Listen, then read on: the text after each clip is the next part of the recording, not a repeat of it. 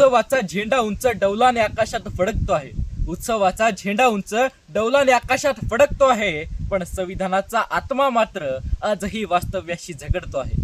पण संविधानाचा आत्मा मात्र आजही वास्तव्याशी झगडतो आहे. लोकशाहीचा सोहळा मोठा कागदावरती तर छान आहे. लोकशाहीचा सोहळा मोठा कागदावरती तर छान आहे.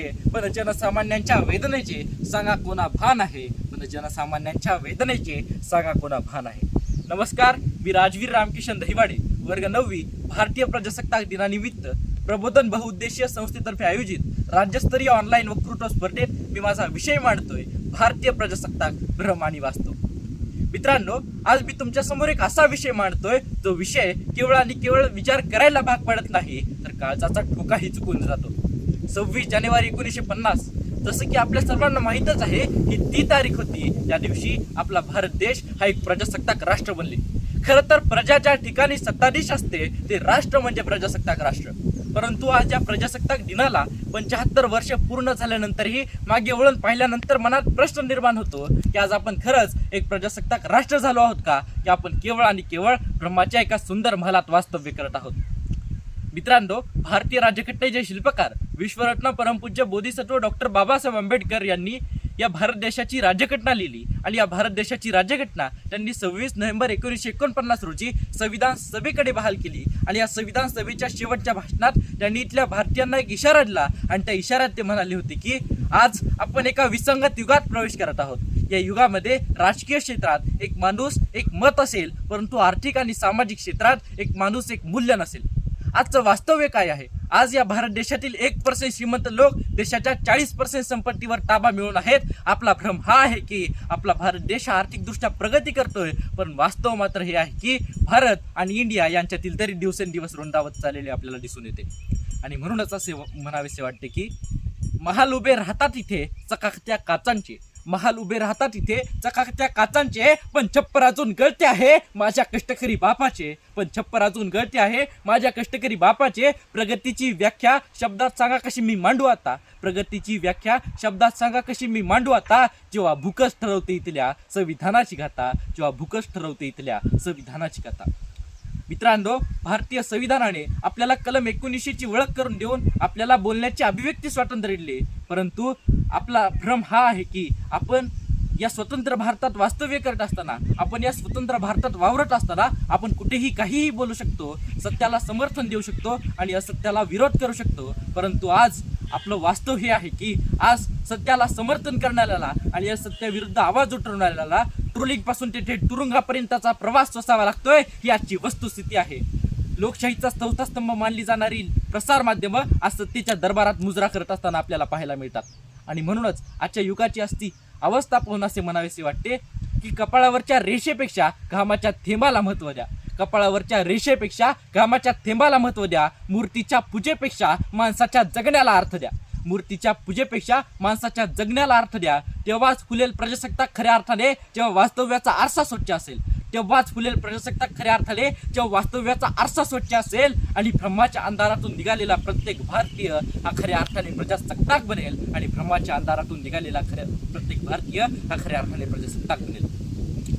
मित्रांनो, विश्वरत्न डॉक्टर बाबासाहेब आंबेडकरांनी या भारतीय राज्यघटना लिहिली आणि या भारतीय राज्यघटनेमध्ये त्यांनी या भारतीयांमध्ये समता प्रस्थापित करण्यासाठी आपल्या सर्वांना, या जनसामान्यांना सर्वात मोठा दिलेला अधिकार म्हणजे न्याय. आज आपला सर्वात मोठा भ्रम हा आहे की न्याय हा सर्वांसाठी सारखा आहे. वास्तवात मात्र आजही न्यायालयात लाखो खटले धूळखाट पडत असल्याचं आपल्याला दिसून येतं. श्रीमंत माणसाला जामीन आणि गरीब माणसाला तारीख, हेच आजच्या जगाचे वास्तव्य बनले आहे. हा प्रश्न मनात नेहमी निर्माण होतो. आज आपल्या तरुण देश बांधवांना वाटतं की आज आपण देशातील सर्वात तरुण देश बांधव आहोत, परंतु वास्तवात मात्र आजचे तरुण रोजगारासाठी वणवण पाहत आहेत किंवा नैराश्याच्या शोधात भटकत आहेत किंवा धर्मांधतेच्या नावाखाली रस्त्यावर उतरवले जात आहेत. हेच आजच्या जगाचे दाहक वास्तव्य बनलेलं आपल्याला दिसून येतं. आणि म्हणून या बेरोजगारीचे वाढते प्रमाण पाहून असे म्हणावेसे वाटते की डिग्रीची कागदपत्रे हातात घेऊन फिरतोय तो, डिग्रीची कागदपत्रे हातात घेऊन फिरतोय तो, भविष्याच्या चिंतेमध्ये रात्रीचा जागा उरतोय तो. भविष्याच्या चिंतेमध्ये रात्रीचा जागा उरतोय तो. सत्ता येते सत्ता जाते, स्वप्ने मात्र तीच राहतात. सत्ता येते सत्ता जाते, स्वप्ने मात्र तीच राहतात. तरुण देश बांधव माझे आजही रोजगारासाठी वनवन पाहतात. तरुण देश बांधव माझे आजही रोजगारासाठी वनवन पाहतात. अध्यक्ष महोदय, मर्यादित वेळ आहे म्हणून एवढेच म्हणेल की भ्रम गोड असतो पण वास्तव मात्र कडू असतं.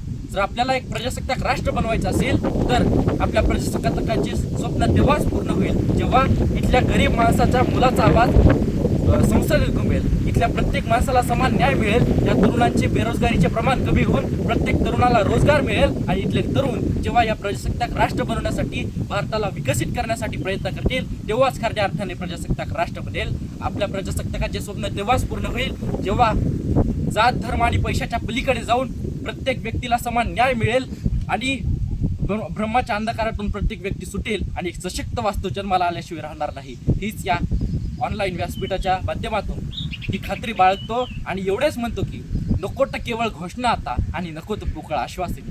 नको तर केवळ घोषणा आता आणि नको तर पोकळ आश्वासने. बदलायचे आहे आत्ता हे सत्तेचे जुने तराने. बदलायचे आहे आत्ता हे सत्तेचे जुने तराने. माझा भारत देश हा खऱ्या अर्थाने स्वतंत्र तेव्हाच होईल. माझा भारत देश हा खऱ्या अर्थाने स्वतंत्र तेव्हाच होईल जेव्हा संविधानाचा प्रकाश प्रत्येक झोपडीत जाईल. जेव्हा संविधानाचा प्रकाश प्रत्येक झोपडीत जाईल. एवढेच बोलतो. धन्यवाद. जय हिंद, जय भारत, जय संविधान.